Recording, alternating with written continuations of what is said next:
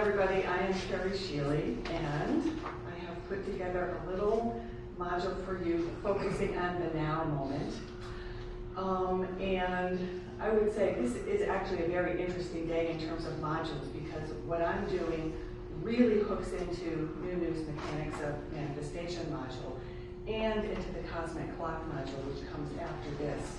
So I am going to only touch really briefly on the actual workings of the time cycles. But if you are interested in that, the next module would be perfect for you to go to learn all about that. And I'm actually really going to focus especially on how to use the power of the now moment. So then attitudes and responsibilities is really going to be a big part of that. What I would like to do to start out with is, let's just bring our frequency up a little bit by singing the song of Libra. Okay? I think Maharata Kumbai Vectus and Evokai Uniquely by Vectai Mahar Vectai Ure Onamur Iste Unte Istat Shahera Vectate Uva Asher Luntai Jayantai Doe Shaddai Ure Akuntan Akuntan Shaddai Ure Akuntan Akuntan Shaddai Ure Akuntan. Beautiful. All right.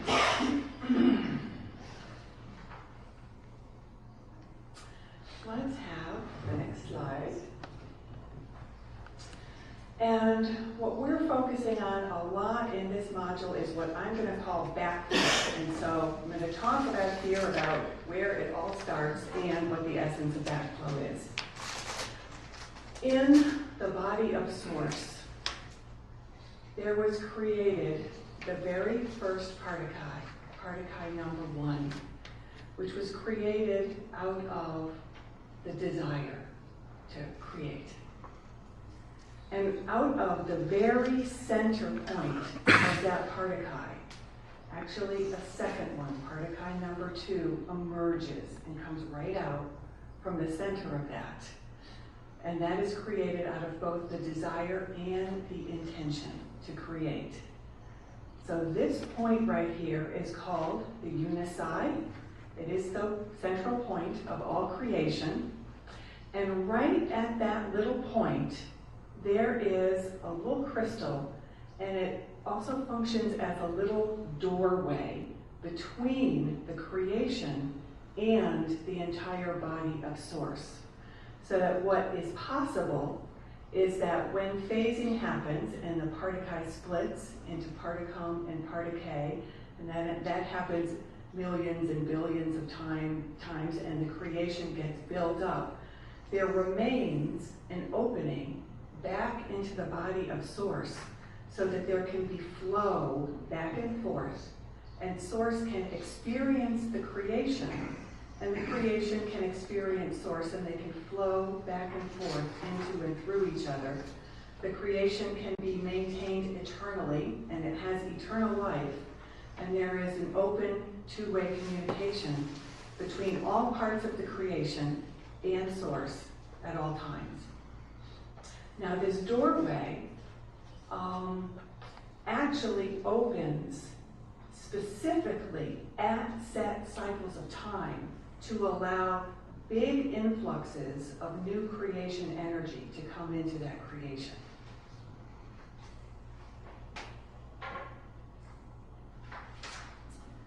Next one. And this is the essence of what backflow is. So that pattern that you saw of that central particle, with the particle and the particum created by the phasing, in the center of every single shield, every single sphere, through every level of creation, there is a natural center flame that has that form. And eternal light is created by the process of phasing. So on the cyclings of time, what happens is that those center flames actually get replaced by new units of consciousness coming in from source, and the units of consciousness out of which that flames were made that wish to ascend back into source can do so. And the flames get maintained while that happens. So that by cycling through each other, what happens is that as these units phase together and the part of chi splits into part of cum and part of k, they merge back together and reform that part of chi. Little tiny sparks are created every time that happens, and those build up and grow until they form the full charge of that center flame. And when they have reformed that center flame charge, that flame opens up and allows it to flow back up to source, and then a new flow to come back in. So is that clear so far? Okay.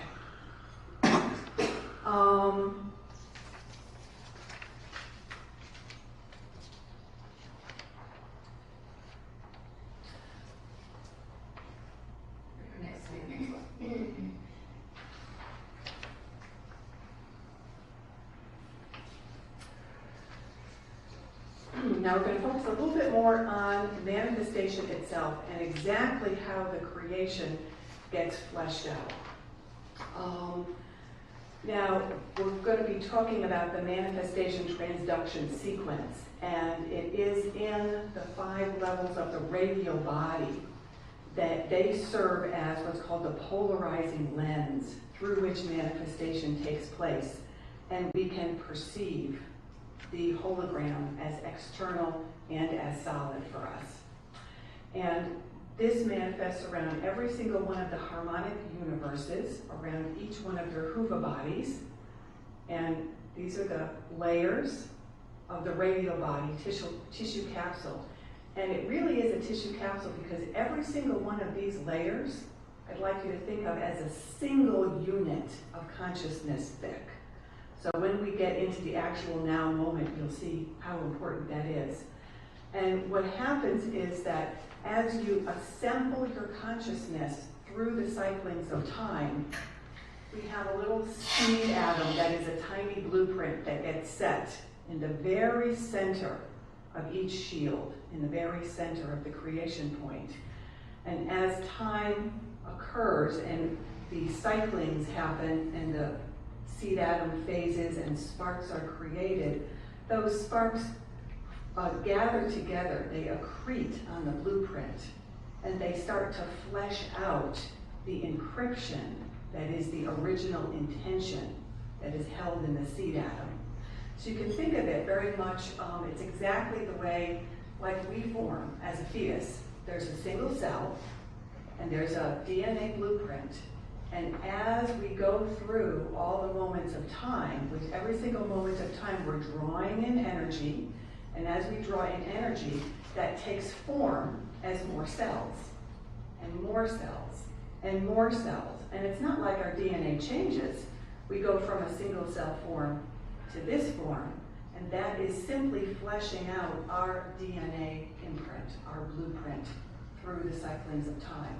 So that when our form is complete, we can see this is what the encryption was, and this is what the intention looks like, subject to free will choice of the consciousness as it's in the creation. So it might not come out exactly according to the original intention, and that's where things get really interesting. Okay.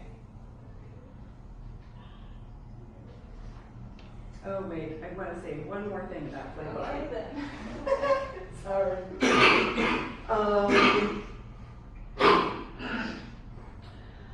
Natural flame body activation happens really naturally on the cyclings of time. And the way that it works is, if this is your harmonic universe 1 body, this is your harmonic universe 2 body, when you have completely assembled this body This means that you have pulled in through time every single unit of frequency, and you have totally completed the blueprint of your harmonic universe one body.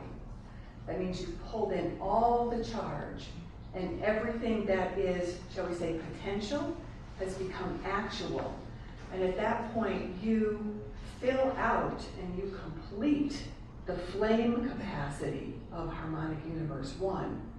And that opens up all these levels of the radio body so that you can open up into the consciousness of harmonic universe two, which has a bigger flame capacity, bigger consciousness capacity.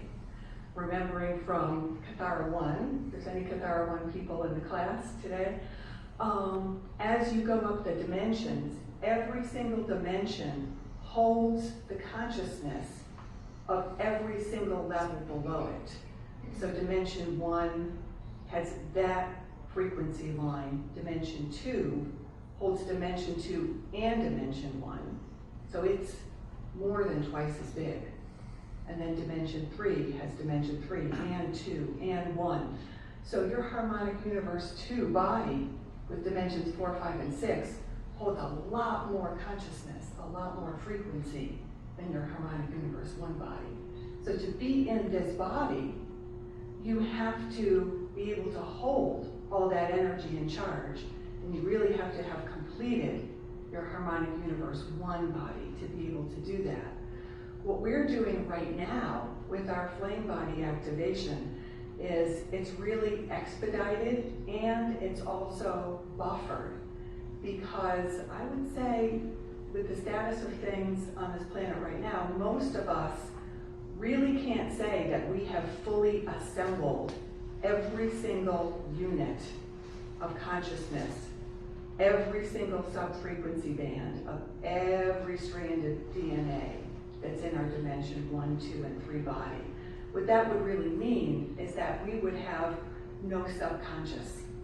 We would be conscious of everything in all those 3 levels of ourself and have full conscious control and mastery over 3 dimensions of consciousness. And I don't think we really have that right now. So our flame body activation is being sort of held in the buffer of the golden fleece field for us, and a lot of step-down gates, so that we can have a flame body, even though we haven't really quite earned a flame body, in a sense. So, yeah. Could you briefly review if you feel appropriate for now, the layers of the radio body to 5 levels? Or is that too time consuming? I can just say that, let's see, when we get into the now moment, we're gonna see those layers more, so we can do that. Okay. So I'm going to kind of whoosh through the first parts of the transduction sequence, especially for those of you who have been to Nunu's module, and really focus on one particular aspect of it, the now moment aspect. But what happens is that the pulses of primal life force current come into our template from the planetary Merkaba field. So that's where they start to enter our individual Kathara grid. And the Kathara grid template, as I've been working on this time module, is actually really interesting, because I realized that the Kathara grid is sort of in time and sort of in a lot of different times and sort of completely out of time at the same time. It's really kind of confusing. So this is your harmonic universe 1 body, your harmonic universe 2, 3, and 4, and just remembering that as we go up the dimensions, density decreases and the pulsation of time increases. So time gets faster and bigger as you move up these dimensions. And bigger, okay, so I'd like to think of it as like the size of like a pillar. And you can think of our time wave here as being relatively small and narrow. So think of it as like a pencil. And the time wave then of harmonic universe 2 is going to be wider and longer. It's actually going to go farther into the past and into the future, and it's going to be broader. So it's got more expansiveness to it, and it's got more length to it. Time is actually bigger. So I think the best way to think of it is that there is more consciousness in a unit of time as you go up the dimensional scale.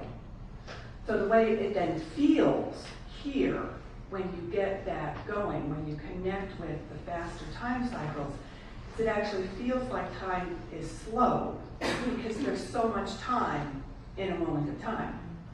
So it feels like time is really big.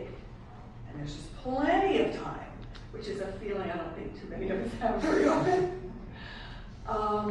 So the Cathara grid template, remember that even though the planetary currents are flowing into our Cathara template here, that they actually, because the template connects us with all the different levels of ourselves and all these different times and all these different time-space locations, you could say that the planetary currents that come into our Cathara grid flow not only into our body, but into the bodies of all our other selves at the same time through that Cathara grid. So that the planetary energies are actually connected to and available to every single one of our incarnations. And all the other places that we exist, all those other planets and all those other times, all those pulsations are flowing into us at the same time through our Cathara grid. We don't perceive everything all at once because of the way our template is set up and because we're designed to experience time sequentially and with the smaller time waves first. And then we have enough energy in our form to hold the experience of the bigger time waves. Okay, got it so far? All right, we're doing good?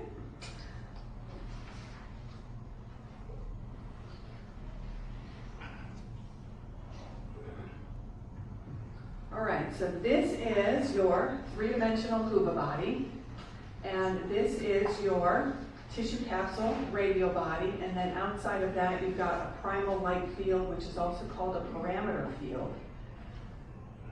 These are actually created by the spinning of the Cathara grid Merkaba.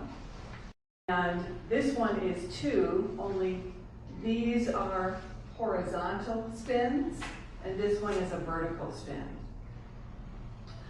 So I'm just going to run through what happens quickly, because I want to get to that now moment. But I just want to emphasize with this that we really want to remember that everything that we see in terms of our body and what looks like the external hologram comes right through our template and is manifested through us. But it's also manifested simultaneously through the Cathara grid templates of all the other beings around us and the planet itself, which has a really big template. So that one has the biggest influence in some ways on what we're experiencing as a hologram. So the currents travel first through the DNA-RNA template, which is formed of chelons and chelon codes, then through the axiom lines, which are vertical frequency carrying lines in the body, the auric field, then the chakras, then the meridian lines, and then they finally enter the 5 radial body tissue capsule levels. Then they are translated into what's called a Tryon Miage field blueprint replica. So there's a replica of that incoming pulse from the planetary Merkaba field. And that stores the blueprint. That's then translated into what's called myon and dion ionic particulates. And this is where we start getting into the basis of what looks like manifest reality, where things can be atoms and chemicals and particles.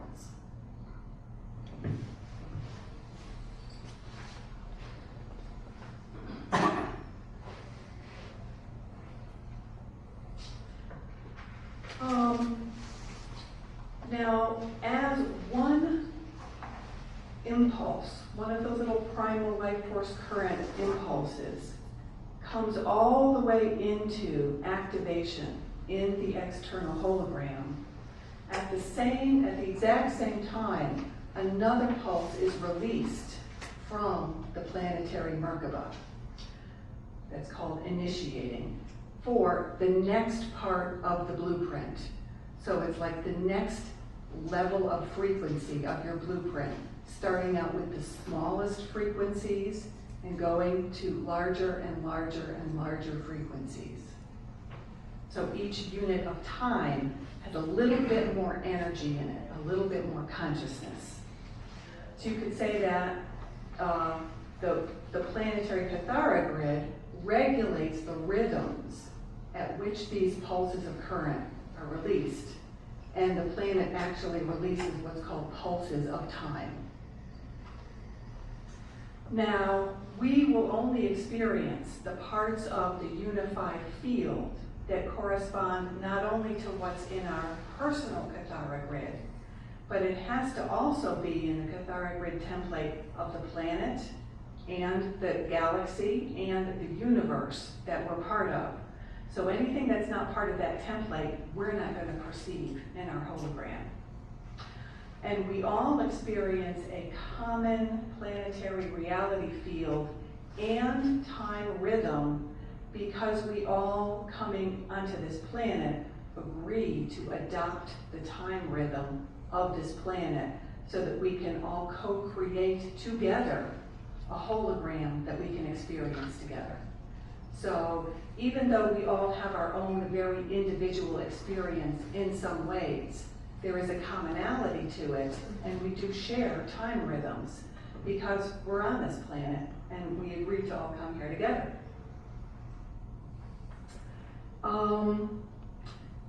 And I just want to emphasize right now that there is always a continual two-way flow in this transduction sequence. So there's always energy coming in, and at the same time, there's energy flowing out. One way to think of the hologram and of evolution and growth of the form and growth of your consciousness is to think of it as when it starts, when that creation is just set in motion, or when you as an individual just gets sparked and you're set in motion.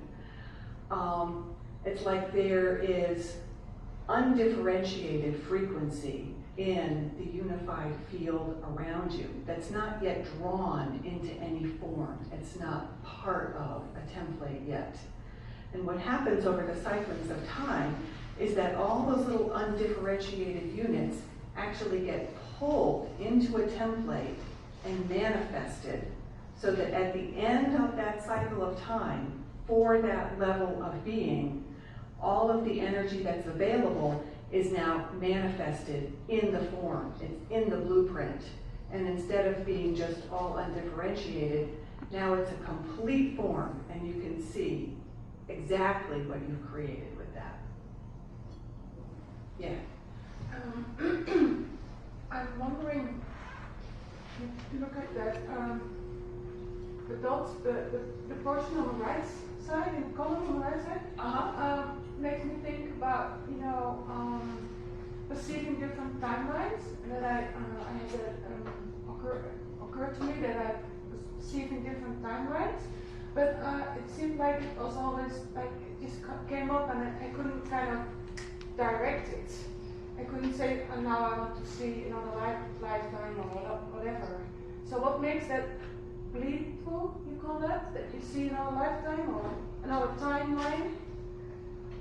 That's a complicated question. I think there's probably a lot of different reasons why that pops up. I mean, that I think that's really individual. Mm-hmm. But of course, all your timelines are connected through your Cathara grid. And you have that available to you if you've got the frequency in your system that you can activate that. So I just think it's really individual, that it's kind of like a frequency occurrence. You know, something happened for you that you had that energy, that you were able to access that part of yourself, which always exists at every moment, but you can't always have the energy to be fully aware of it. Okay. Okay? Thank you. Okay. So I had to use one of Ash's little hand-drawn things because I'm not capable of doing this kind of thing on the computer myself. So these are my limitations. So the linear time experience, which, well, let me back up just a little bit, because of course time moving really is actually an illusion. What we're doing is moving ourselves through a blueprint which includes space and time as part of its program. So it looks like we're moving through space, and it looks like we're changing our density levels, and it looks like we're moving through time and evolving, but it's really all occurring at the same time. But when you're here, it sure looks real, and that experience of everyone on a specific planet is synchronized into specific time cycles. They're called continua, and they're all connected through the DNA template. Every single time continuum is a single time wave, and they are always progressively accelerating. So even when we're not in a leap cycle, which we are in right now, the time wave in a single time cycle always does accelerate. And I'll see if I can explain why. It's kind of like when you're starting with this center point here, and you are just starting with, it's like the very first sub-frequency band of dimension 1, which is a really little unit of consciousness. So you get that fleshed out in the hologram, and it's this little tiny thing. Then the next sub-frequency band is a little bigger, and the next one is a little bigger than that. And it keeps on going where each one gets larger and larger and larger, so that the size of this spiral actually accelerates as you're moving through the time cycle, just because of the way the dimensions are structured, and the fact that each sub-frequency contains the one that's below it. Does that make sense? Okay. It's picking up more energy as you go. Yes, yes. And it's not just like linear, it It's gets faster and faster. like that picture. Yeah.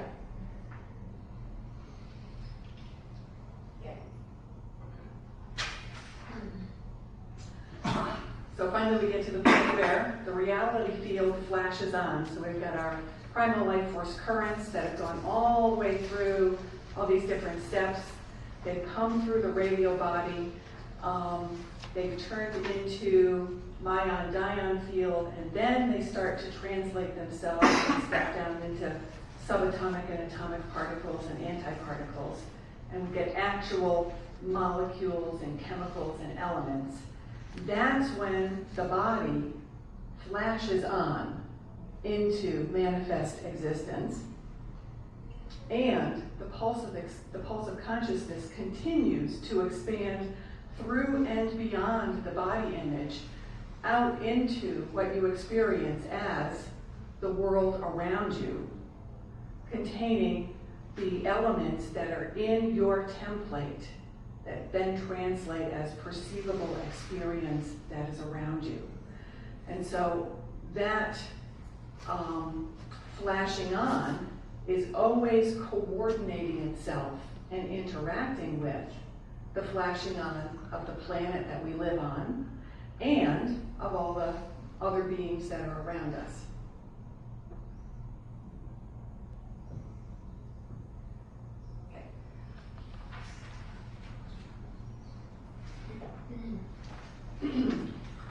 And this is the now moment. So this is also called the Eron point, or the Eros. And it's got a whole bunch of other great names.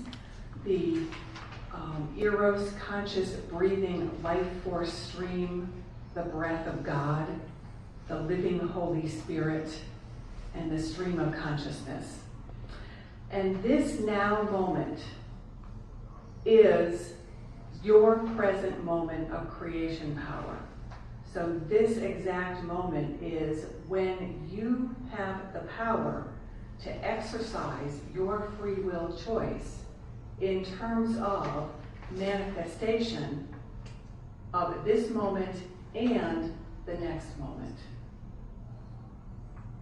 So the now moment actually encompasses, it's the point where your mental body, which is where your consciousness is now, what you are perceiving, what you're thinking, everything that you are aware of, where that intersects with the Miage field inner layer of the radial body.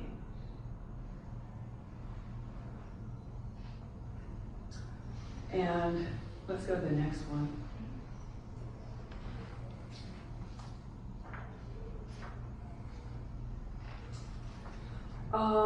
With this now moment, you can have a really tremendous range of choices, and we'll get into that more when we talk about timelines.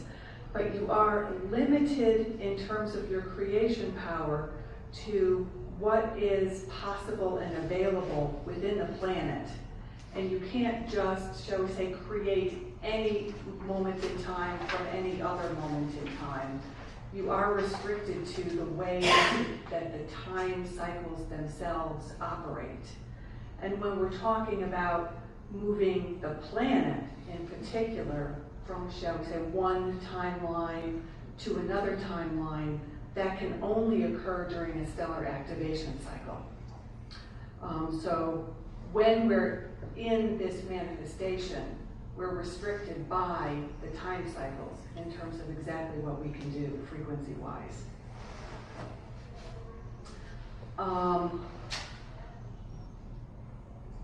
So this is the outgoing moment.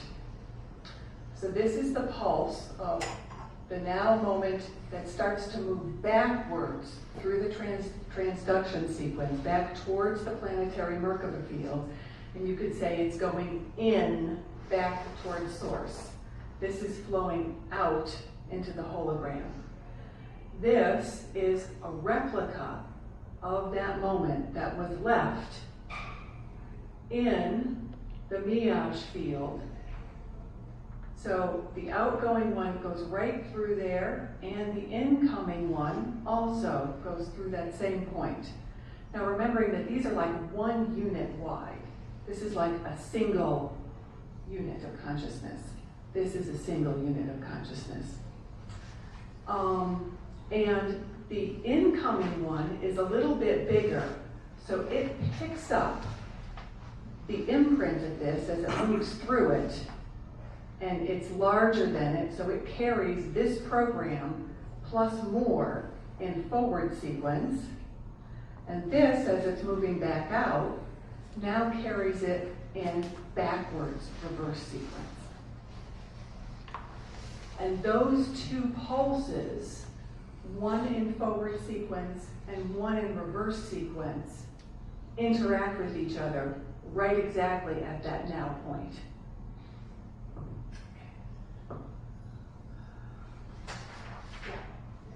I'm trying to create an analogy to help myself to understand this process better. And what's coming to me is a circulatory system of the blood flowing to the heart. The heart is the center point. So there's an inflow and an outflow circulation system happening all the time. Is that a safe analogy or comparison to this? Or not? In a way it is, but it goes beyond that, because what's actually going to happen is even better than that. Because we're talking about creating a spark point.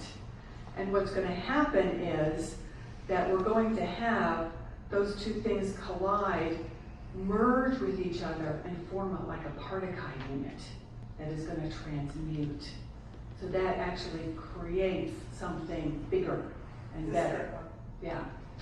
Couldn't it be almost like taking a picture, Hmm? taking a picture, a photo, they come together, and then that picture of them coming together moves into the hologram?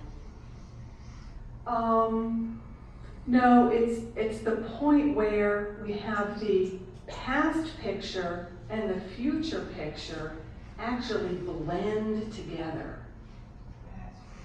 Yeah, I know, it's really. In one moment. Mm-hmm, in one moment. So the past picture is the initial one, Yes. and then that goes out, up. Mm-hmm. Then it meets, the orange one is the second one. Yes. So And then that's they come together in the middle. Yes. So that spark would be a choice point. Yes. Okay. Yes, exactly. See, we're She getting it. says it's a choice point. It's a choice point. Yes, this is the now moment, and this is why the now moment is so cool. Yeah. But that would be to say that the past moment influences the future moment. Yep. It does. And the future influences the past. And basically, the real thing is that the now influence goes both ways. So the now moment, actually, its influence radiates out and goes backwards and forwards. So you can actually change the past from the present moment. So what you're saying, okay, Going on this is helping me, because linear time is our perceptual filter and is not the actual way it occurs, because everything is part of that now moment. And Yes. It's much more fluid than that. Yes, and I'm also going to tie that into flame body, so I think that's going to be really cool. Okay, so what happens is that those two, we've got sequence and anti-sequence, and because, one's basically in a trion form and one's in a meage form, they act like part of cum and part of K. They fuse, they merge and transmute, and they completely demanifest, turn into a Merkaba field, and pop up in harmonic universe 2. So they go up a level. Because every time you have part of cum and part of K join together, they always pop up a level because a part of chi is bigger. It's actually twice as big in consciousness as the polarized units. So whenever you get that phasing coming together, you're always popping up to the next level. So every single moment in time that we experience here goes on to manifest in our own density 2 body. And that's one of the ways in which all of our selves are connected to each other. They were like totally flowing into each other at every single flash on, flash off moment in time.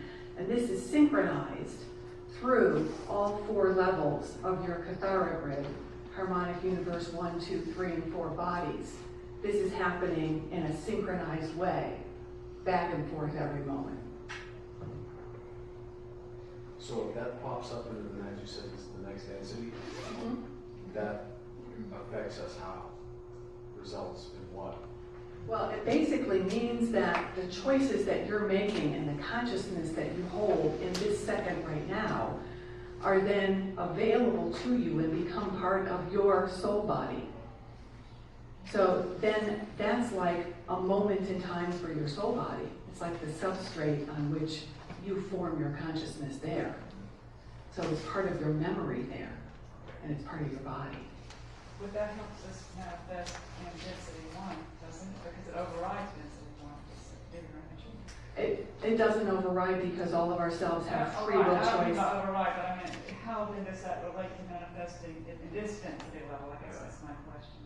The density 2 one? No, it goes to density 2, but if, say, we do a manifestation technique in this hologram here, Mm-hmm. but usually I ask to manifest mastership qualities. But, if you do, then I think the mastership quality, for instance, could manifest here if it's manifesting at a soul level, because the soul level incorporates these levels, like you're saying. Mm-hmm. So it would manifest here too, because you carry those, as you said, up to the next level. Yeah, I mean, and all of those are totally interconnected every single second in terms of that Cathara grid template, because they're all merging with each other. Yeah. Okay.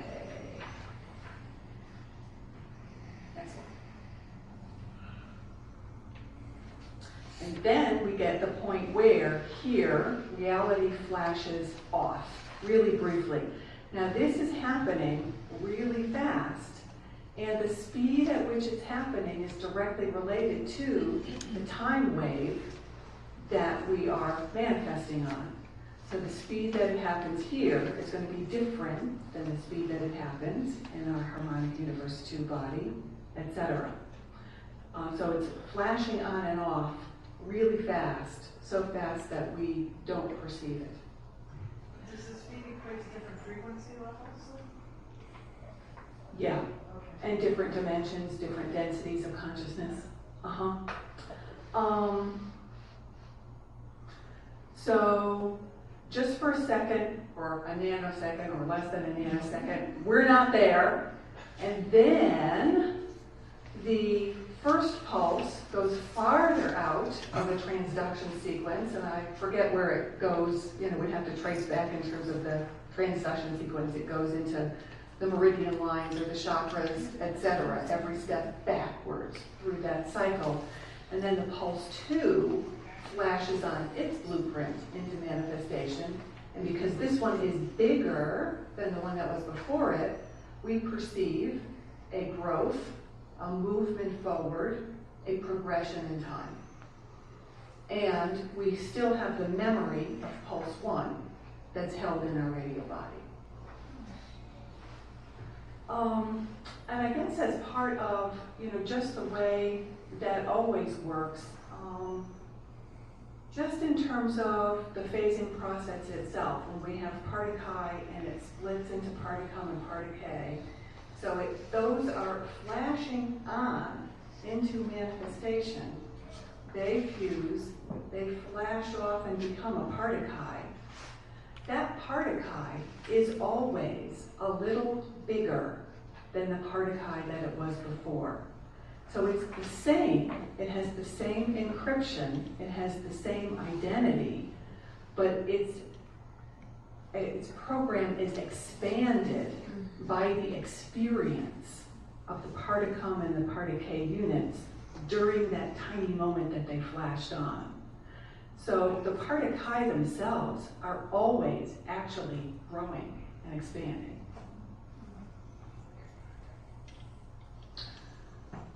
All right, so as we flash off here in density 1, we flash on in density 2, and like I said, that is synchronized between all of the density level selves, and that's one of the ways that cohesion of identity and linking of those multidimensional selves is maintained. The flash off point is an in-breath, and the flash on is an out-breath. So there are many, many different levels of that kind of breathing, and you can think of all of the time cycles as different sizes of in-breaths and out-breaths. So you can think of the inhale as going back in towards source, and the out-breath comes out into the manifest hologram. So we've got this kind of thing that happens on a microscopic level, zillions of times a second. And then we've got the big time cycles where a single inhale can take billions of years, and a single exhale can take billions of years.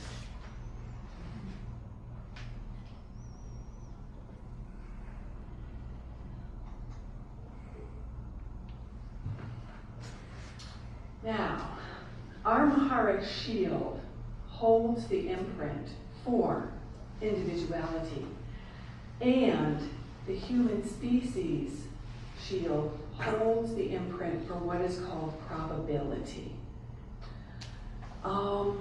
This allows new programs of probable creation to be added to our Cathara grids. So programs that were not necessarily part of the original encryption can be added into the Cathara grid within a certain limit, within a certain tolerance.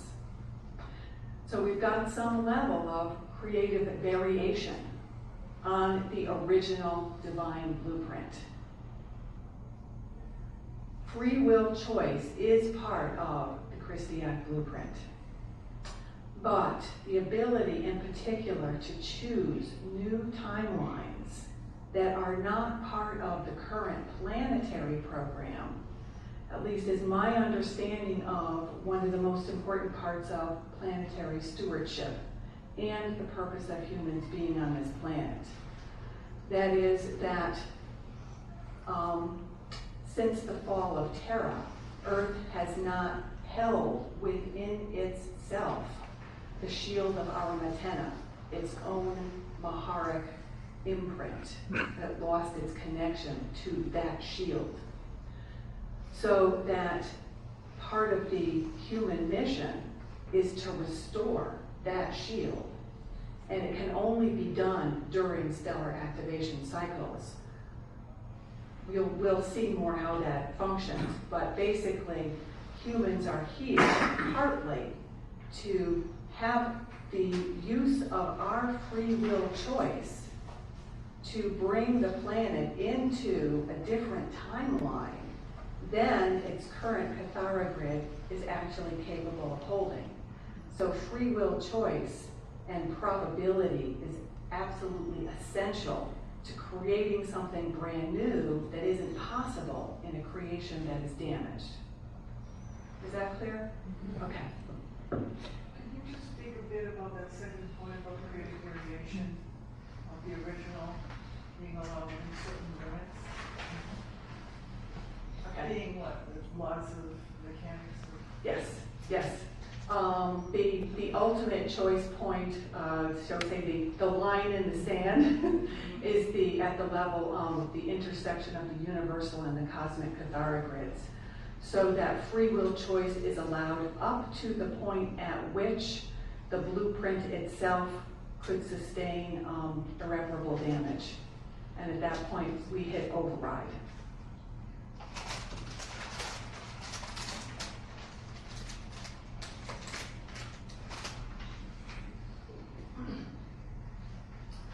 So I was talking before about how through the cyclings of time naturally, as we have, zillions of those little flashing on and flashing off moments, you start to pull frequency into the blueprint, and you start with little tiny frequencies, and then those accelerate and get bigger and bigger and bigger until you finally filled out your whole harmonic universe oneself, at which point your radial body really activates, you get your flame body, and you can merge up into your density 2 self. So I wanted to think a little bit about the now moment in the flame body, because my sense of that is that the way that it works is that the size of your now moment is directly related to activation of the flame body. And that what we're talking about with the density 1 flame body, ideally, is that your consciousness fully encompasses your density 1 blueprint. And every single frequency within yourself is turned on, it's active, it's available for manifesting.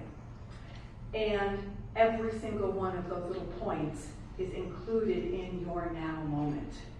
Because remember, that now moment is where that D3 mental body intersects with your radial body. So I just want people to kind of think a little bit about what it might be like to actually have that really activated, and to feeling like you are so completely here and so activated and so turned on that every single frequency within yourself is part of your now moment, and that you feel completely at one with everything that you perceive in your external hologram that is part of you, because it's part of your consciousness, which is your mental body.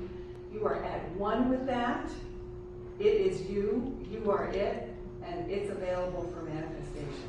That's your now moment.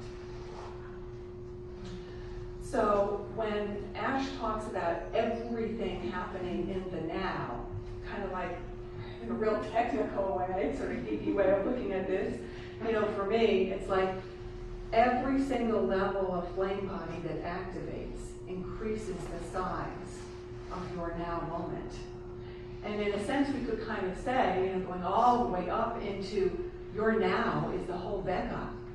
Your now moment is an entire Eka-Veka system.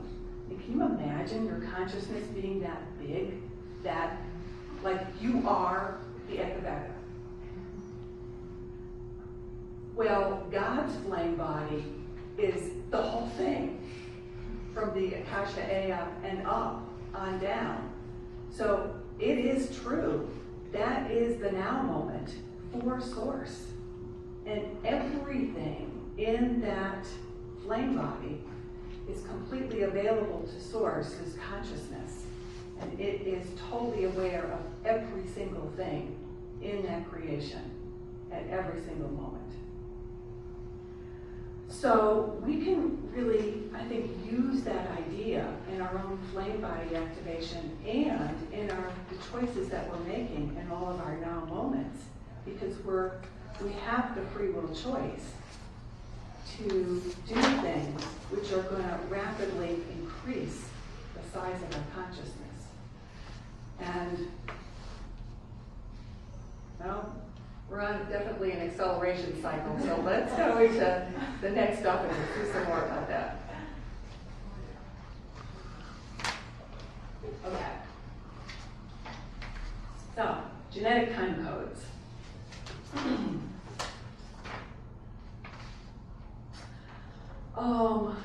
So this is just a diagram of your 12-strand blueprint. Every single strand of DNA has a strand of base codes and a strand of acceleration codes represented by these two little circles.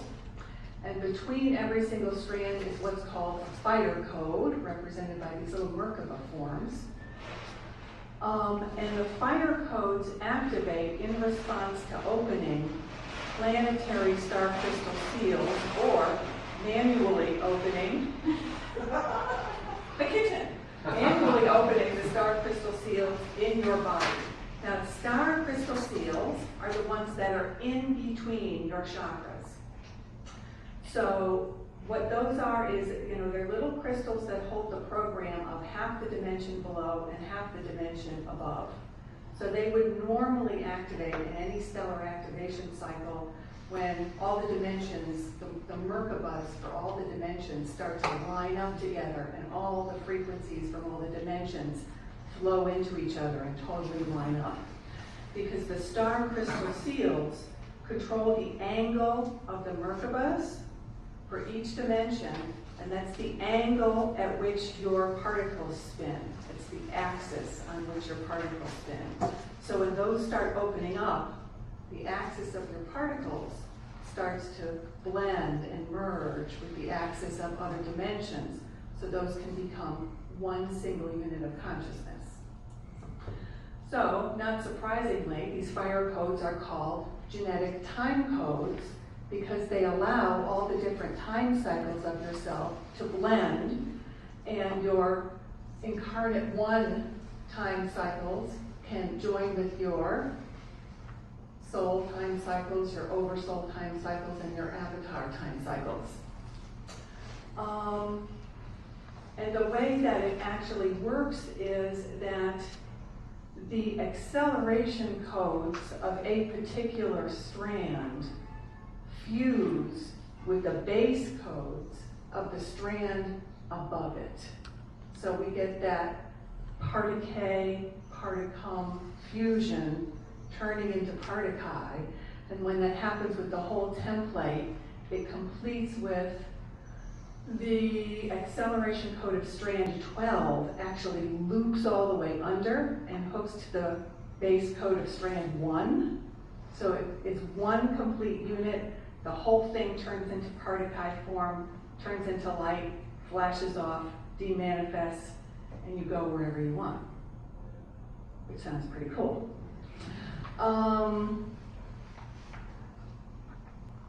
So it is during the stellar activation cycles when all these Merkabas line up with each other that's when all the time cycles line up with each other and flow into each other. That's when the big time shifts are possible. And that's when a planetary time shift is possible.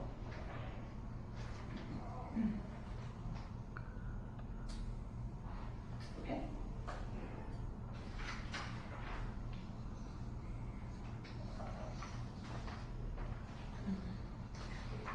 So here we're getting more into what are we going to do with that now moment and how are we going to, activate our choices. I'm going to take my watch off and keep track of time.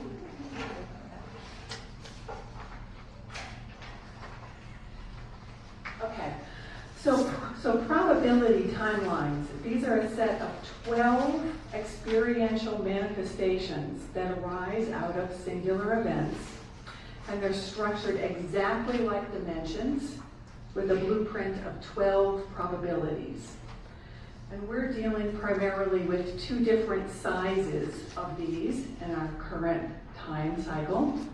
Some of these are based on subharmonics, and these arise out of what are called key events.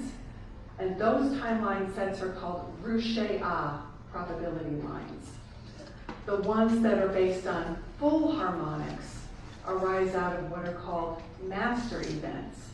And these are called Rushate timelines.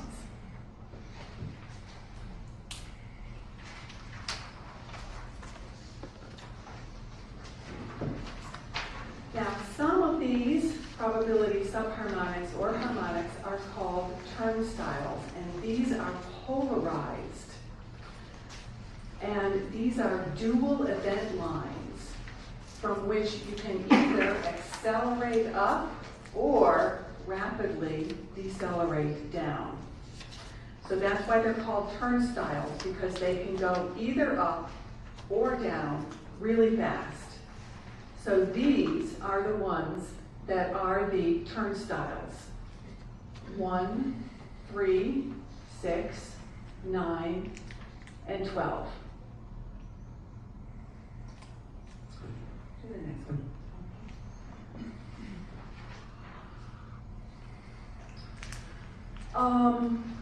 Now these are actually really tricky and they're really important choice points, because the way that it works is, say you're at 3 and you're in the midst of a master event, you need to make a choice that is either going to increase your frequency and consciousness rapidly or drop you back down rapidly.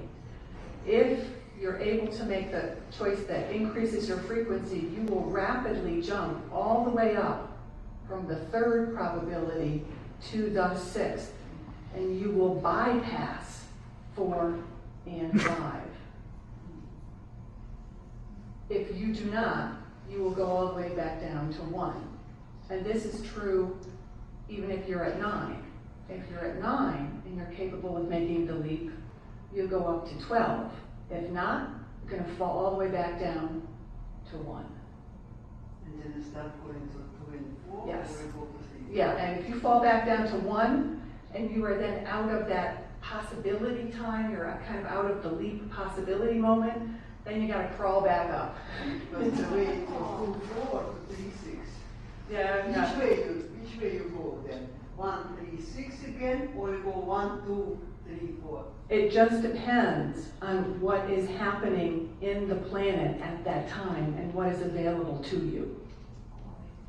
So a little farther on, we're going to see essentially a chart of Rushe-A and Rushate shifts that are occurring regularly on the planet. We've got a bunch of these time cycles going.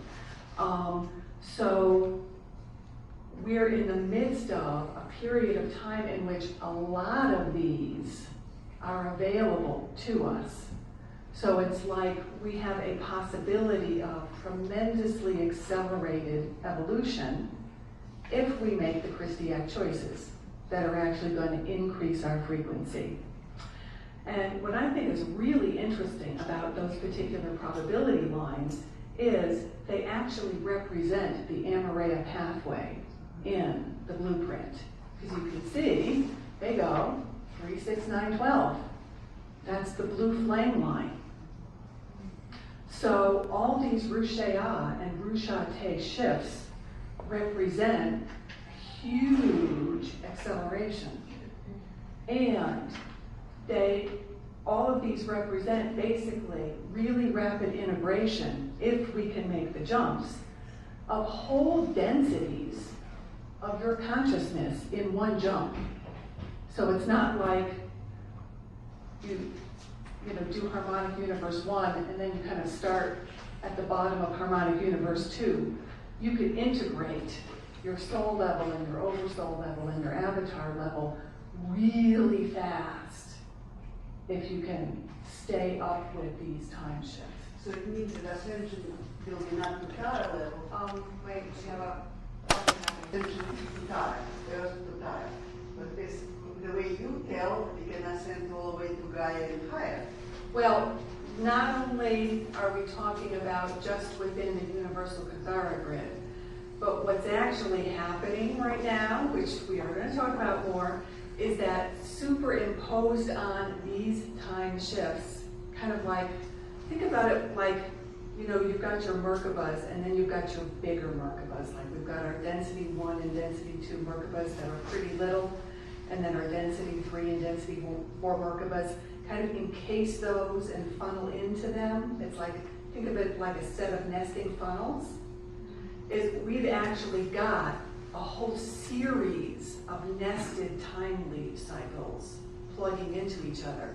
So we just started out with a certain level of Rushéa and Rusha-Te shifts, and plugging into those are much bigger time shifts, way bigger time leaps.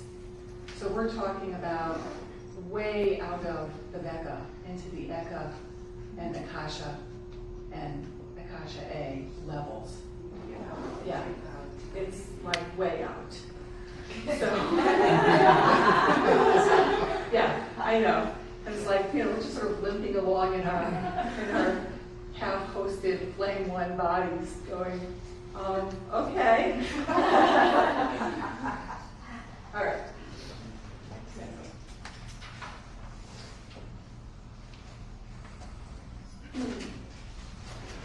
Okay, so the natural progression from one probability subharmonic to the next is just like frequency accretion in a regular time cycle. It's very slow, minute. It does accelerate through the time cycle because each, frequency band is bigger than the one before it. And along with that, you get a very slow acceleration in the planetary Merkaba field spin.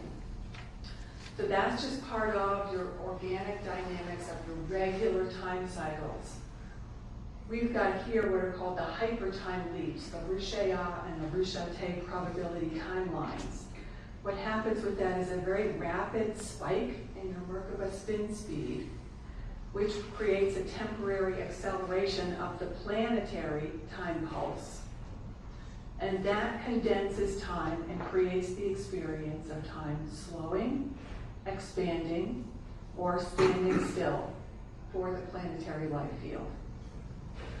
And the way actually that these time shifts work is, if we're gonna just say like, we're leaping from here up to here, from this level up to this level, is we would accelerate way high and then drop back down to this level. So you have just a huge acceleration of the Merkaba, and then it comes back in and locks back down at this spin speed.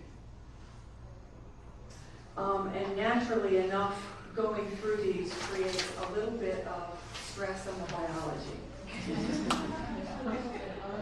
Leading to all the very interesting experiences that I'm sure we could talk about for 4 or 5 hours.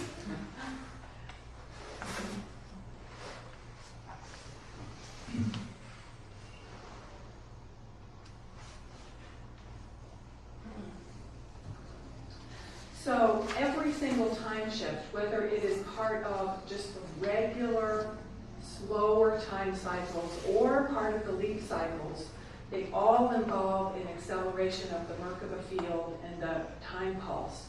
and then a deceleration until you get co-resonance with the new timeline, and you enter phase lock with that. However, the Christiac time cycles offer the opportunity for leaps in consciousness at different points in the time cycles, but what I'm calling sextant time does not contain these leap cycle opportunities. And what happens is that it circles around the same frequency range that is entirely due to the lack of backflow through the seed atom. So essentially what we're talking about is that the end of that cycle in time, when you have created all the frequency, you are matching the frequency of that center flame. The matching of the frequency and the matching of the charge allows consciousness to pass through that and leap up to the next level. And the dynamic that allows that is what is called backflow. That is, the consciousness flowed outward from source down into manifestation, and then the backflow is from the manifestation back up toward source. And that then allows source to reset a brand new flow for a whole new time cycle. My experience of sextant time is that it is basically lack consciousness and essentially an inability to give back to source. That is, I experience backflow as the ability to essentially take everything that you have accreted in frequency and consciousness and give it back up to source, which then allows source to give the gift back again. So it's kind of like where sextant time makes its mistake is it says, I don't want to give back. I'm going to keep all this myself, and you can't have any. And it essentially, that is what it keeps it locked in time, because it can never leap up to the next level. It gets up to a certain point, and then it has to start all over again, because it doesn't get anything new. This is where we get into the attitudes. Yeah, yeah. Okay.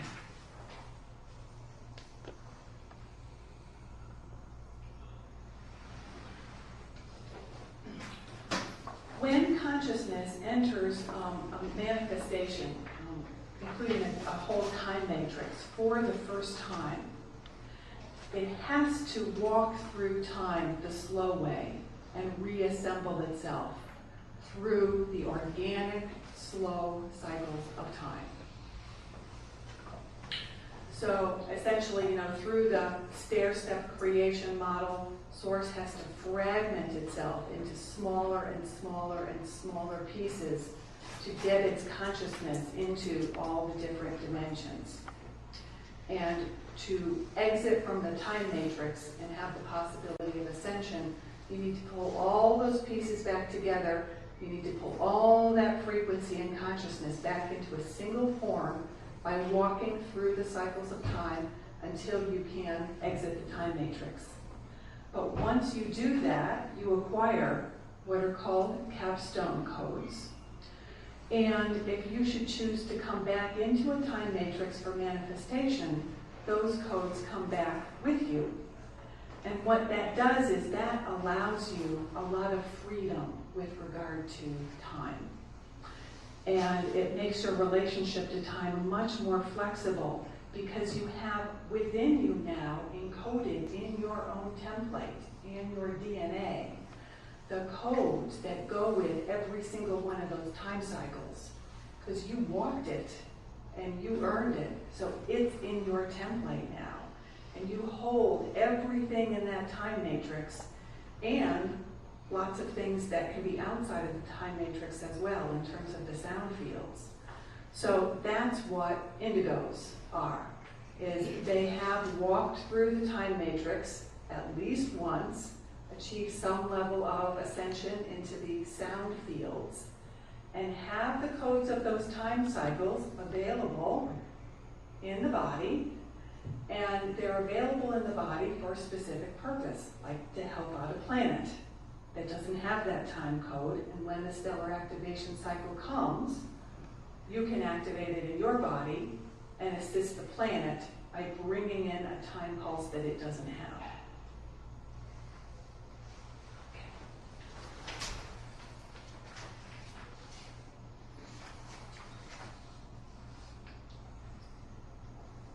And for every single creation, there is a timeline in which everything goes perfectly.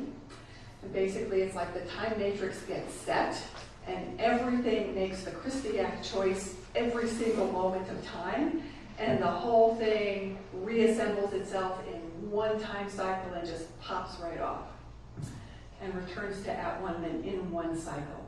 That reality is actually indelibly held as a possibility in the template, and it can be activated in your reality. That's the heroic probability. And that probability connects through the 12 harmonics and the 12 subharmonics of every single timeline and probability line, all the way back to the original point of creation for any manifestation, such as our Akabeka system. So when we're talking about the heroic probability, there are lots and lots of levels of that, and you can essentially travel that up as far as you can. Okay.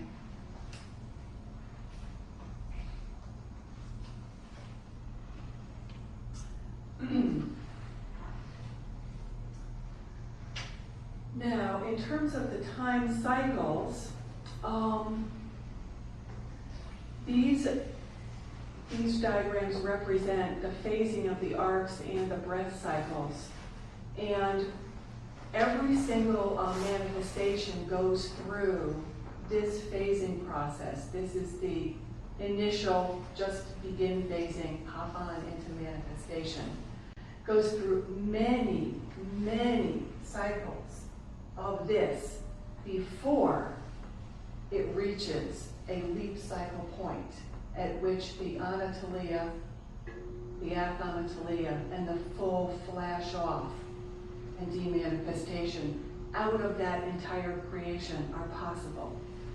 So these normally occur during the leap cycles at the very end, when all of the organic time cycles have completed and the creation has completely assembled through many, many, many, many cycles of sparking. It's completely assembled the charge equal to the flame with which that creation was originally made. And then it can go through the totally merging leap cycles and flashing off points. However, there are also beings and levels of being which hold these aspects eternally. And I remember Ash speaking specifically of the Yanni being able to hold a state of Anatolia perpetually and living in a state of Anatolia. And my understanding is that there's also levels of being that hold this level of merging. I think that the flash off state is held in the sound fields. That is, it's a perpetual at one that's not actually in manifestation, but it holds the full joining.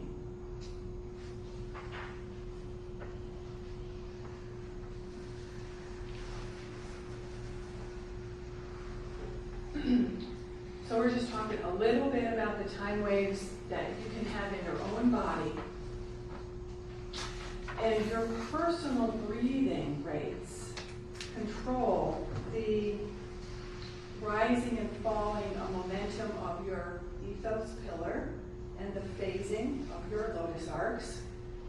And that controls the movement of your monadic flames and your radon cells, basically the central flames out of which you're made, and the cells of consciousness in which you can manifest.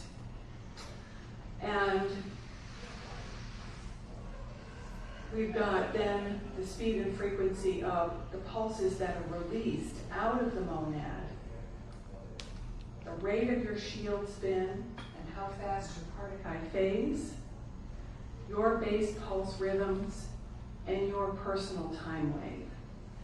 Now, in terms of breathing, fast breathing keeps you locked into the fight or flight mechanism. And my experience of that is that that lowers your consciousness. It decreases the amount of free will choice that you have. Because when you're locked into that, which is a basically very instinctive, reflective kind of mechanism, you're responding more automatically and subconsciously, so you're not using the potential of consciousness that you have.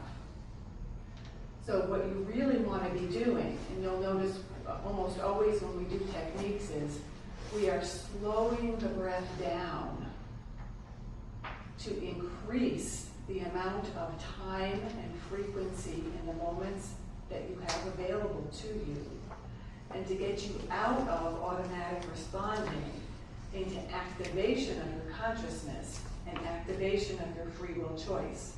So you're not doing something automatically out of a little subconscious program. You have plenty of time and plenty of consciousness to really choose what you're going to do. I just wanted to add, when I do the techniques and breathe, that was just consciousness. When you're doing the techniques, the crowd breathe at the beginning of the day makes a big difference in how I feel after. Yeah, it really does. Okay, next. Now, this is kind of interesting, and it's just some information that I stumbled across totally accidentally when I was pulling together this module. Yeah, right, totally accidentally. But it hooked in so much to some Geomorphic science information that I just thought I would put it out there just for you to kind of think about and consider. And what I discovered is that on this 3D level, there are actually genes called clock genes that control your time rhythm, and that control your circadian rhythm. The primary control area for those genes is called the suprachiasmatic nucleus, which is just above the Adrana triangulation area in the brain, which is where the crystal dream seed is, which is where the Latoué lens is, which is where, it's a very crucial monadic connection right in that area that controls manifestation and our ability to have power and co-creative mastery over the manifestation. And interestingly enough, those genes are activated in that area of the brain directly by light coming in through the eyes, which I thought was fascinating, and then made me think a lot about what we're doing when we look at codes and when we do optical pineal induction of codes coming straight in through the eyes. That's probably helping really reprogram that area. And a last thing that I thought was really interesting about those clock genes is that they're thinking that they're really, really closely related to addictions. And for me, that seemed so perfect. I mean, so perfectly awful, really, because when I think about addictions, is that like totally locked into a time cycle or what? It's like where you do the same stupid thing 100,000 times and you can't escape it no matter how hard you try. So it just made me think about, we've got these really wacky, locked in clock genes going that do the same thing, and what we're really trying to do is get out of that and activate our leap cycles so that we can jump up a level and stop circling around the same thing. The third point there, the reset of body time, the enlightenment in the eyes, like this gene expression. Can you elaborate a little bit about that? Well, I don't know a lot more about that, but it just, I just kind of wanted to put it out there for you all to think about. Yeah. Yeah, I also see the relationship with the treatment of certain kinds of depression. There's a treatment of certain kinds of depression where you just let somebody skip a night, that they need to be awake all night. And it's interesting also, you know, in relationship to what you just said here. Well, you know how the light on at night, for example, affects the hormonal system. This is all tied in. Yeah. Is that, and I'm also thinking in view of hypnotherapy uses light pulsing to help people break out of patterns. Yeah. That is, and it's very effective treatment. I know, all kinds of pulsing makes me so I nervous know, these days. I know. But it is effective. Yes. It's very effective. So when you're saying resetting the body time, the light coming in through the eyes, I'm just wondering, we don't know any more than that about it. Yeah, I mean, it just really makes me wonder, and, you know, normally, of And course, it's yeah. normally reset by sunlight, which of course has a very particular frequency to it. So, you know, it makes me wonder if everything was working, shall we say, a little better on this planet. We had very different frequency light coming into our eyes. What that might do to our biology. I have Yeah. one more thing to say. It was just spoken to me last night, so this is pertinent. And that is the idea of sun gazing. And this is something I haven't tried, so I don't know if it would work effectively, but I don't see why it wouldn't. But the whole point is to do, especially at peak time like sunrise, to stare at the sun for 10 seconds, and doing that over a period of time would reset your immune system in a balanced way. What do you think about these ancient scientists? Well, I do remember A.Channel talking about frequencies coming through the sun that could actually be very beneficial. I don't remember when she said that, so I would want. I'm not even the actual structure of the cell. It's actually even more recently than that. I remember. But what I could do, you know, we might be able to research that and actually even put it out in the e-groups, and people would remember what she said about that.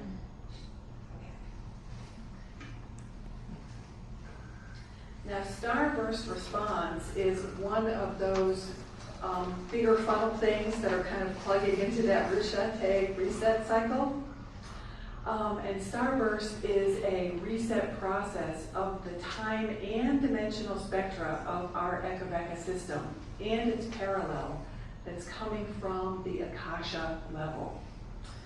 And this is occurring in our system, one Ruche pillar at a time, so as to maintain the integrity of our creation, because the amount of frequency in these pillars is absolutely huge. And as each pillar is reset, we get separation of the time waves occurring in that dimension. But the time waves continue to be bonded together in the dimensions above that until the starburst process is complete. The ascending time waves involve very rapid and intense time shifts, and it requires the active participation of indigos with multiple time codes activated in the templates to serve as buffers and transducers, that is, step downs, for the planetary life field. So without indigos on the planet, the starburst process would not be proceeding the same way that it is right now in this relatively gentle, so far away. Now, with regard to these time waves, we're actually in something that's called a time distortion field that's been present in this reality since about 570 billion years ago. And it's due to a configuration in the Veka monadic core of what's called a split bipolar twin star, which is essentially two time waves that got bonded together and are held together in the monadic core but one is a Christiac wave and the other one is a descending wave. And those two have been bonded together for a really long time, and the starburst process is actually separating those out. Starburst process itself is really fascinating and intense, but essentially what it does is it shatters each dimension, and then because it breaks it down all the way into individual chelons, and then all the chelons that are capable of holding the Christiac pattern line up with the brand new pillar, which is from the Akasha level, and everything that cannot line up with that then goes into a descending compaction wave.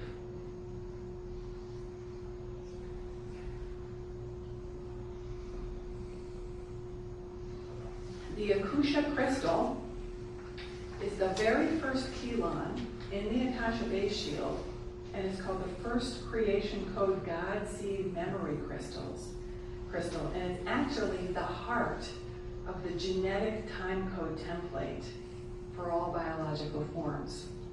So that's actually where our fire codes and our genetic time codes ultimately plug into, is into the Akasha, this Akusha crystal. And it serves as the core of the Christiac eternal life clock. And this governs the patterns of all the quantum and the quarks and everything else that matter and time waves are composed of. And every single individual is connected indelibly to this Akusha crystal.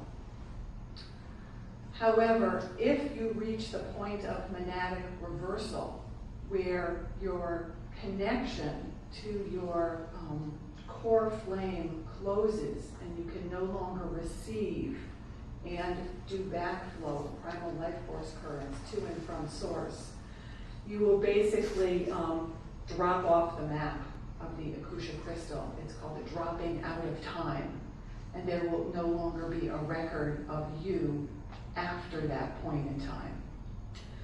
But every single, remember the little now moments and the sparking of those little now moments? Every spark from every single one of those now moments goes up into this Akusha crystal and is stored there. So it holds the memory of every single moment of every single being in the entire creation. Yeah. Now does each individual have an individual Akusha crystal that is embedded in the whole, or is it a common? Is it just a common Akusha crystal that just belongs to everything? You see what I'm saying? I think it's actually a composite. You do have a record of you as an individual. However, that record of you as an individual is also connected to your entire family of consciousness and to every single other time, space, location where you are manifested. So the Akusha crystal governs what's called your distribution pattern. That is the consciousness that you connect into at that level, the much bigger consciousness than you are here. So you distribute that amongst all the Akasha Ekavega systems.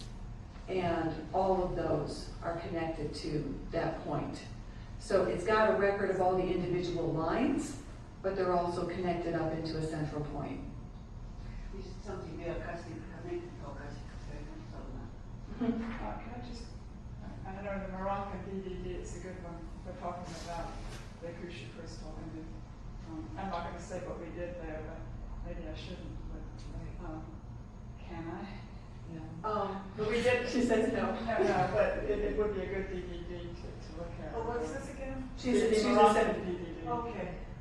I also get the sense that we all carry that seed in our complex too, that ties us in with the larger. And there's, I think it is one of the major techniques from India a year ago, which is recreating the Akusha crystal all around the physical body.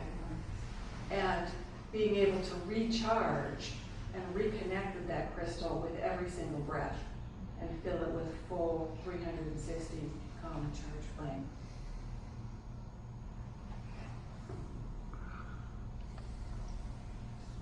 So these are Voyager's time codes, and these are multiple and extremely rapidly accelerating compound time codes. I'll talk about a fast track. These are ones that were given 1 year ago here, and these essentially take us. We were talking about, we're not going just to Terra, but maybe Gaia and beyond. This is way beyond. This part of the code is called the Rapid Access Blue Lotus Monadic Voyage, and it takes us up into the Eka base shield. This level of the code takes us into the Akasha base shield, and this anchors us into the Akasha A base shield. So that is straight up through the central Amareya flame. That is a very straight, really rapid vertical ascent. Okay? So we're basically talking about, that 3, 6, 9, 12, straight into 13, and like supersonic. Okay. Okay, so this is basically the point of the whole thing. And then we're going to do a little technique. I'm considering the essence of backflow to be the sum total of your consciousness in this moment, right now, given back to Source as a gift of love. And that you're basically saying, okay, God, you and I made this with your energy, and everything that I am is made of your energy. Here you go. And that creates a possibility of then complete renewal of that energy.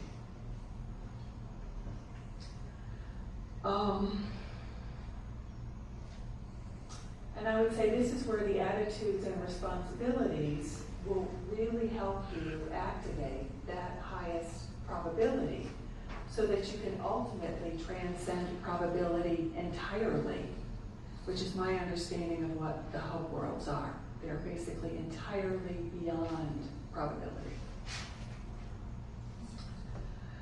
So I thought what we might do is the Eros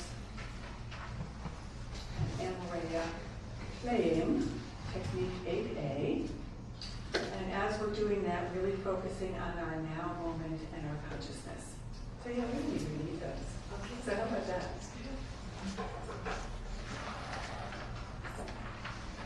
Is there anybody in here who has not done flame body? Yay! Here, one second. Well, if you have not, it might not fully activate for you, but we've got a really strong group in here, so it will be very beneficial. Enjoy.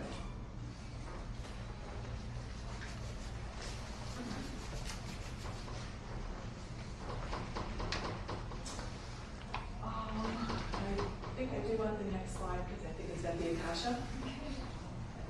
Yes. Okay. All right.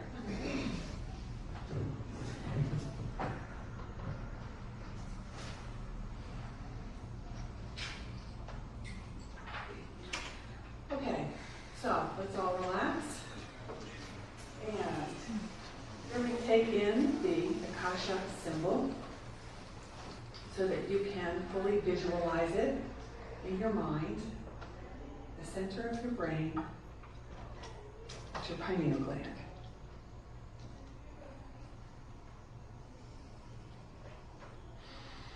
And let's relax and slow our breathing down. Close the eyes, center yourself.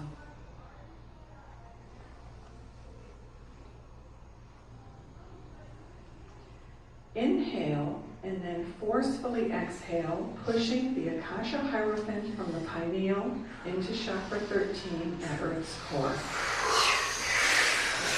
Hold the breath for 3 to 4 seconds while imagining 3 tiny ki rache flames, pale turquoise, pale yellow, and pale pink, gently bursting upward to surround the Akasha Hierophant. Inhale the Akasha with the 3 ki rache flames surrounding it, upward to the Maharik Shield Center, 12 inches below the feet, and exhale forcefully while imagining the Akasha Hierophant and the 3 flames expanding outward on a horizontal plane throughout your pale silver Maharik Shield disc.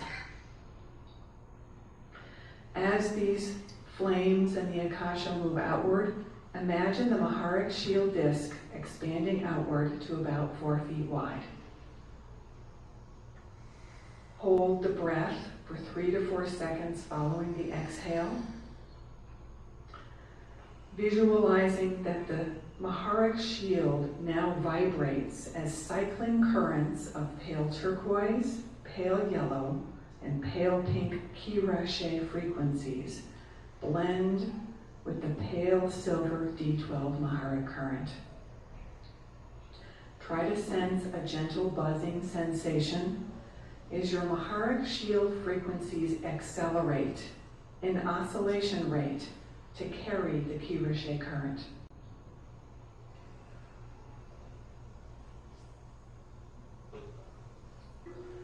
Inhale, using the inhale breath to draw a ball of ki rache and pale silver frequencies into the center of your Maharik Shield from the oscillating Maharik Shield disc. The 4-foot Maharik Shield disc remains extended, while the ki rache Maharik ball collects in the center of the shield to reform a teardrop-shaped ki rache Akasha Hierophant. Exhale gently, imagining the reformed ki rache Akasha flame as a pale silver energized 3-dimensional Akasha teardrop, which pulses with a repeating cycle of pale turquoise, pale yellow, and pale pink bursts of light.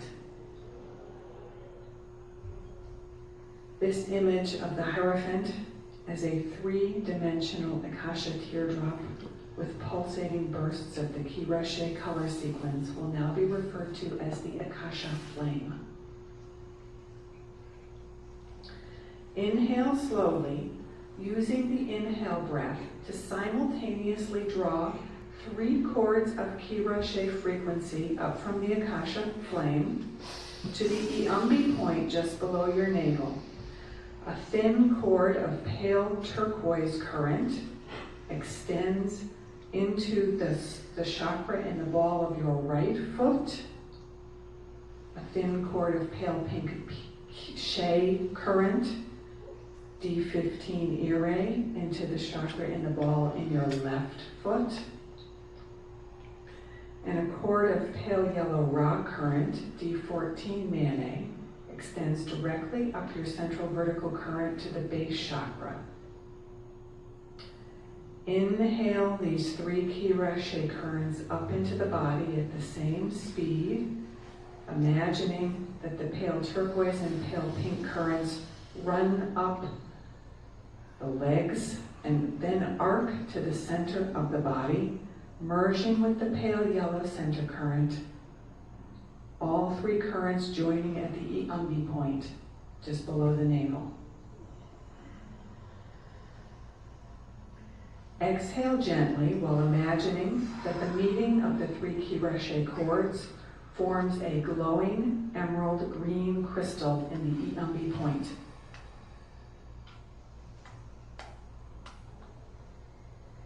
Inhale gently, using the inhale breath to draw the Akasha flame from the center of your Maharik Shield up through the pale yellow cord and into the emerald green ki rache crystal at the Iambi. Exhale gently when the Akasha flame has entered the emerald green crystal. Try to sense a feeling of warmth or a slight buzzing sensation at the Iambi point.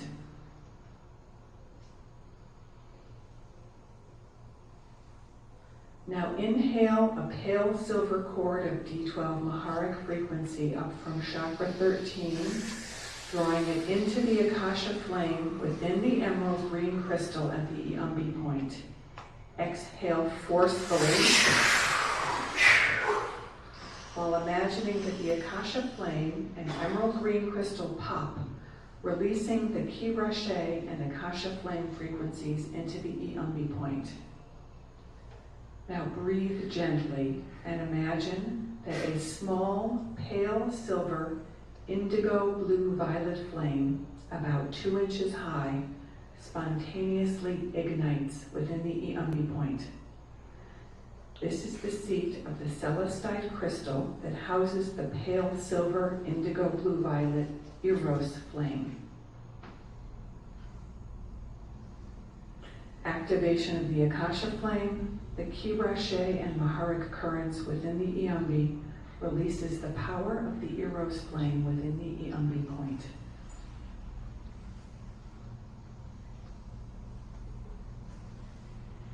Now inhale, using the inhale breath to draw the Eros flame up the central vertical current and into the Azure point at the base of the thymus gland above the heart chakra. Exhale gently to deposit the Eros flame within the deep azure blue crystal at the Azure point. Inhale Maharic current up from Earth's core and into the pale silver indigo blue violet Eros flame at the Azure. Exhale forcefully to expand the Eros flame from within until it pops within the Azure point. The pale silver indigo blue violet Eros frequencies spread throughout the Azure. Breathe gently while imagining a small azure blue flame about 2 inches high that spontaneously ignites within the Azure point. This is the seat of the azurite crystal that, when fully activated, houses the radial body emerald Amareya flame. Inhale pale silver Maharic current up from chakra 13 into the small azurite flame. Exhale forcefully, using the breath to expand the azurite flame outward into the auric field, completely permeating and surrounding the physical body. Imagine that as the azurite flame expands outward, its color changes from deep azure blue to deep emerald green blue as the Manu, Mane, Ire frequencies of the full Amareya flame activate within the Azure point. Continue to breathe gently while imagining that the deep emerald green blue Amareya flame continues to expand. Imagine the auric field forming a large, three-dimensional Akasha teardrop emerald flame with a pale silver indigo blue violet Eros silver sanctum lining all around the body. The base of the emerald Amareya flame expands downward to chakra 13 at Earth's core, while the tip expands upward to chakra 14, 36 inches above the head. Bring to mind the 4-foot-wide Maharic shield disc and imagine the emerald green Amareya flame is now fully expanded to encompass the Maharic shield.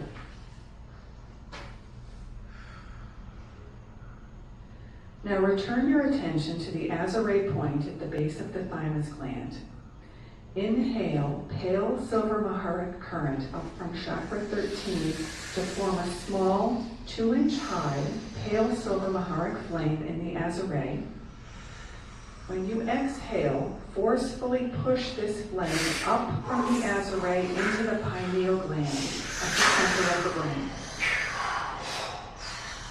Breathe gently and bring to your attention into the pineal gland.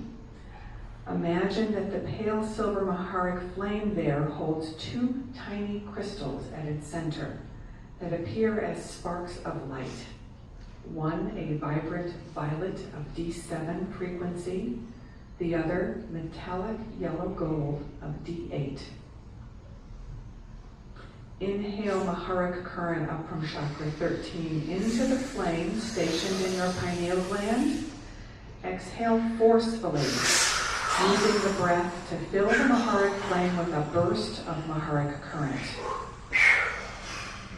Breathe easily and imagine that the violet and gold crystals within the flame vibrate for a moment, then burst into 2 tiny flames, one violet, one gold, within the 2-inch high Maharic flame. Inhale Maharic frequency up from chakra 13 and into the Maharic flame at the pineal, and gently exhale this Maharic current. Now watch as the tiny gold and violet flames within the Maharic flame flare in a magenta pale pink flash as they depolarize and combine with the Maharic flame, forming a silvery pink sunburst of D12 and D15 frequency within the pineal gland. Inhale Maharic current up from chakra 13, and when you exhale, forcefully push the silvery pink sunburst vertically upward into chakra 14, 36 inches above the head. Inhale, drawing Maharic frequency all the way up to the silvery pink sunburst in chakra 14. Forcefully exhale the sunburst all the way down to chakra 13 and base 4. Inhale it rapidly up again to chakra 14. Down again to chakra 13. And then quickly up to the center of your Maharic shield. Exhale forcefully into the Maharic shield, pushing D12, D15 current through your Maharic shield disc from the spinning silvery pink sunburst sphere at the Maharic shield center. Imagine now that your Maharic shield is glowing as a 4-foot wide disc that repeatedly cycles waves of pale silver, emerald green, blue, and silver pink frequency throughout your entire body and auric field. And as we continue to sit for just a few additional moments, I'd like you to feel the activation of this Amareya flame and the Eros silver sanctum all around you. And use your intention and your imagination to expand your consciousness and to allow the energies of this fully activated flame to really activate your incarnate density 1 consciousness as fully as possible. What does it feel like to have every single bit of your incarnate level of consciousness activated, online, available to you for co-creative manifestation with Source?